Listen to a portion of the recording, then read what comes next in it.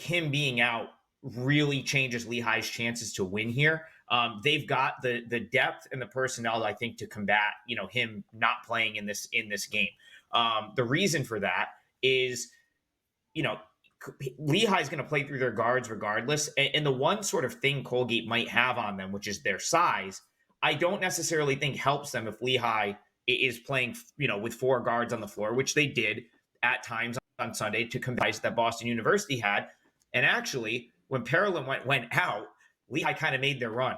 Lehigh was down 21 in that game, came all the way back to win in overtime. So maybe the 4-guard lineup is a little bit better for them, especially against a team with Colgate that's played 2 bigs, at the same time simultaneously at times this year. Now, I've said all year that if one team in this conference, Teddy, was going to push Colgate, it was going to be Lehigh. And had Lehigh been healthy all year, I think they would have pushed them more in the conference standings. But they are, for the most part, healthy. They got Keith Higgins back, a huge piece, to their backcourt.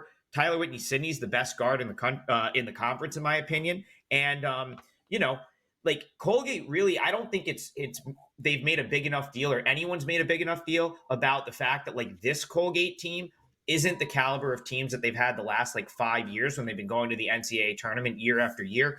Losing Tucker Richardson and Oliver Lynch-Daniels has really hurt them, in my opinion. Tucker Richardson was one of the best defensive players to ever play at the school. And, Braden Smith, credit to him, he's a sophomore. He's made strides. He's a better defender than he was in November, but he's still not a Tucker Richardson, and he's still not going to be able to guard Tyler Whitney-Sydney or these great Lehigh guards that just keep coming out of the woodwork. Cam Gillis had 30 against BU. He's a freshman. No one expected that from him this year, but he's kind of worked his way into some playing time. I just think Lehigh's got the right mix regardless. There's no way they should be an 8.5-point underdog here. I actually make this closer to 3. So my number's way off the number right here. And the other thing, Teddy, these kids are headed on spring break. I'm pretty sure the Colgate spring break starts tomorrow. I don't know that they have the crazy atmosphere that there was last year.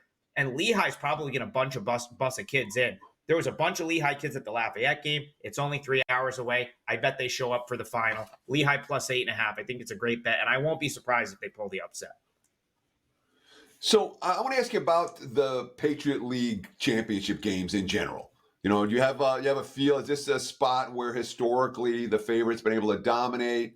Does the history matter at all when we talk about these type of championships, or is this just Team A, Team B, throw everything out, past, future? Let's concentrate on this matchup. Talk to me about that for a moment, Adam. So, Teddy, I've gotten the chance, living in the Northeast, I've gotten a chance to attend a lot of these campus site host type games, which is, of course, what this is tonight. The Colgate being the higher seed gets to host the championship game. And I do feel like the number gets a tad inflated for that reason. Okay, here's the thing with some of these, the Patriot League specifically.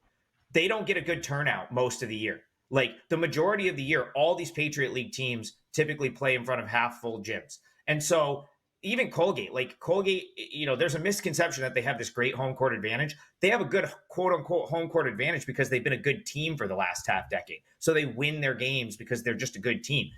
During the regular season, they get 800 people at a game. Tonight, they'll probably come close to the 1,800 capacity of Cotterell Court.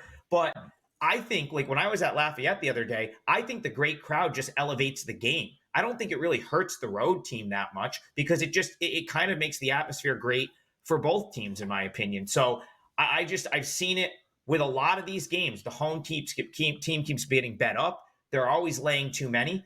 So I would fade some of the quote unquote host team in a title game. We saw it last night with Merrimack going down to Wagner. I was at Bryant UMass Lowell last night. I felt like Bryant was the better team most of that game, probably deserved to win.